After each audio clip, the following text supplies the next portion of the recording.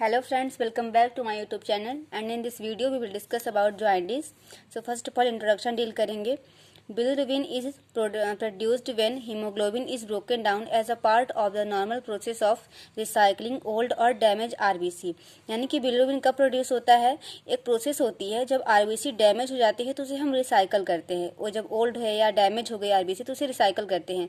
और इस प्रोसेस में एक प्रोसेस इंक्लूड होती है जो हीमोग्लोबिन की ब्रेकडाउन की प्रोसेस होती है, और जब हीमोग्लोबिन ब्रेकडाउन होता है तो उससे बिलिरुबिन प्रोड्यूस होता है. ठीक है. Bilirubin is carried in the blood stream to the liver, और जो बिलिरुबिन होता है वो ब्लड के थ्रू लीवर तक कैरी किया जाता है. Where it bind with bile, और वहाँ पर क्योंकि बाइल जूस प्रेजेंट होगा तो वो बाइल जूस से बाइंड कर जाता है. Bilirubin is then removed through the bile duct into the digestive tract.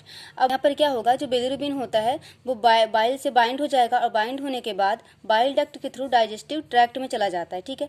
So that it can be eliminated from the body, और वहाँ से ये बॉडी से टोटली एलिमिनेट कर दिया जाता है. Most of bilirubin is eliminated in the stool but a small amount is eliminated in urine if bilirubin cannot be moved through the liver. ठीक है. कुछ मात्रा में जो ये मोस्ट ऑफ द बिलिरुबिन होता है वो स्टूल के थ्रू रिमूव कर दिया जाता है, लेकिन कुछ इसकी मात्रा होती है जो यूरिन के थ्रू भी रिमूव कर दी जाती है. अगर बिलिरुबिन जो है वो लीवर या बाइल डक्ट में क्विकली नहीं जा पाता, ठीक है, तो वो रिमूव कर दिया जाता है यूरिन से. लेकिन अगर ये प्रॉपरली रिमूव नहीं होता बॉडी से तो ये क्या कर सकता है, it buildup up in the blood and it deposit in the skin that result jaundice. अगर ये प्रॉपरली क्विकली इनफ जो मात्रा है इसकी, अगर ये बॉडी से रिमूव नहीं होता तो ये फिर ब्लड में और स्किन में डिपॉजिट होने लगता है, जिस कंडीशन को हम जॉइंडिस कहते हैं. तो आई होप आपको इंट्रोडक्शन समझ में आया होगा. इसमें हमने क्या पढ़ा, जो बिलिरुबिन होता है हीमोग्लोबिन के ब्रेकडाउन से, जब डैमेज आरबीसी या ओल्ड आरबीसी को हम रिसाइकल करते हैं तो हीमोग्लोबिन के ब्रेकडाउन से ये प्रोड्यूस होता है, और प्रोड्यूस होने के बाद ये ब्लड स्ट्रीम के थ्रू लीवर तक जाता है, और जहाँ पर ये बाइल जूस से बाइंड कर जाता है. बाइंड होने के बाद बाइल डक्ट के थ्रू ये डाइजेस्टिव ट्रैक्ट में चला जाता है, और वहाँ पे ये बॉडी से एलिमिनेट कर दिया जाता है. मोस्ट ऑफ जो बिलिरुबिन होता है वो स्टूल से एलिमिनेट होता है, और जो उसका स्मॉल अमाउंट होता है वो यूरिन से एलिमिनेट होता है. ठीक है. लेकिन अगर ये इनफ और क्विकली अगर बॉडी से एलिमिनेट नहीं होता तो वो स्किन में डिपॉजिट होता है, जिसे हम जॉन्डिस कहते हैं. नेक्स्ट हम देखेंगे definition. Jaundice is a yellow discolouration of body और skin due to alteration of bilirubin metabolism. यानी कि जॉन्डिस क्या होता है, ये स्किन का येलो डिस्कलरेशन होता है. ठीक है. और ये क्यों होता है, बिलिरुबिन मेटाबॉलिज्म के अल्टरेशन की वजह से. ठीक है. इसे हम जॉन्डिस कहते हैं. ठीक है. Bilirubin level exceed up to 3 times then the normal, और जॉन्डिस की कंडीशन में जो बिलिरुबिन होता है वो 3 टाइम्स बट नॉर्मल रेंज से ज़्यादा हो जाता है. ठीक है. और नॉर्मल वैल्यू कितनी होती है, 0.3 टू 1.2 mg/dl. ठीक है. इतना ही इसकी नॉर्मल वैल्यू होती है, और ये 3 टाइम्स इंक्रीज हो जाता है जॉन्डिस की कंडीशन में. नेक्स्ट हम इसके टाइप्स को देखेंगे.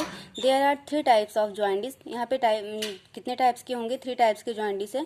फर्स्ट है हिमोलाइटिक या प्री हिपैटिक जॉन्डिस, सेकंड है हिपैटोसेलुलर जॉन्डिस, और थर्ड होता है ऑब्स्ट्रक्टिव जॉन्डिस.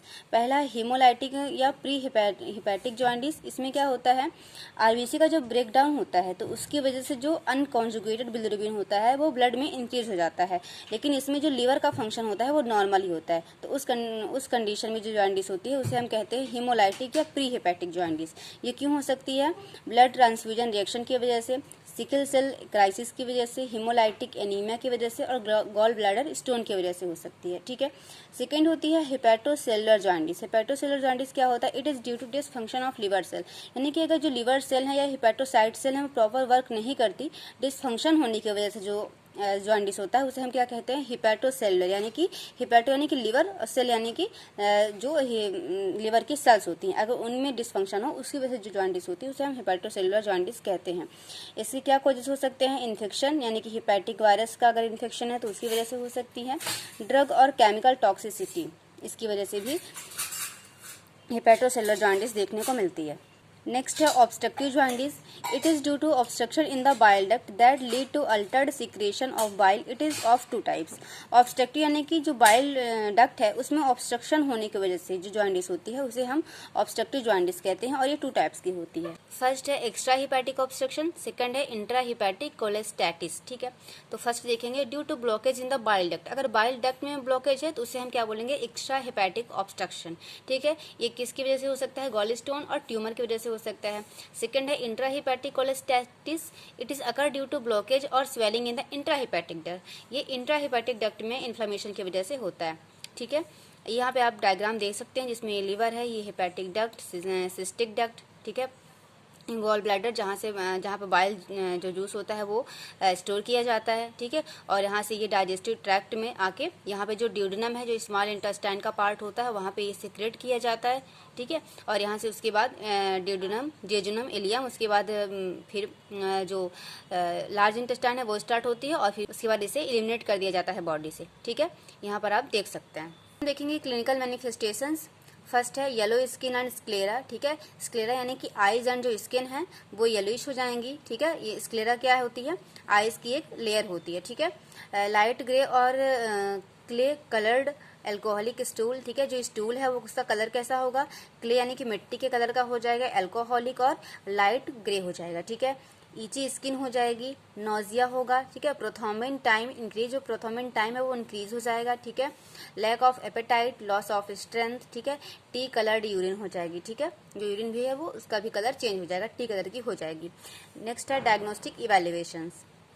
डायग्नोस्टिक इवैल्यूएशन में क्या क्या करेंगे हम, इंक्रीज लेवल ऑफ सीरम, यानी कि हमें ब्लड टेस्ट करेंगे जिसमें हमें जो सीरम बिलीरुबिन है उसका लेवल हमें इंक्रीज मिलेगा। ठीक है, increase indirect unconjugated serum bilirubin value, यानी कि जो अनकॉन्जुगेटेड बिलिरुबिन है उसकी जो रेंज है वो इंक्रीज हो जाएगी। ठीक है, जैसा कि आप यहाँ पे इसकी रेंज देख सकते हैं। Absence of bilirubin in urine, जो यूरिन में जो बिलिरुबिन होता है वो एब्सेंट हो जाएगा। ठीक है, क्योंकि वो जितना भी बिलिरुबिन है वो तो स्किन में डिपॉजिट होता जा रहा है, तो उसकी वजह से यूरिन में क्या हो जाएगा, एब्सेंट हो जाएगा।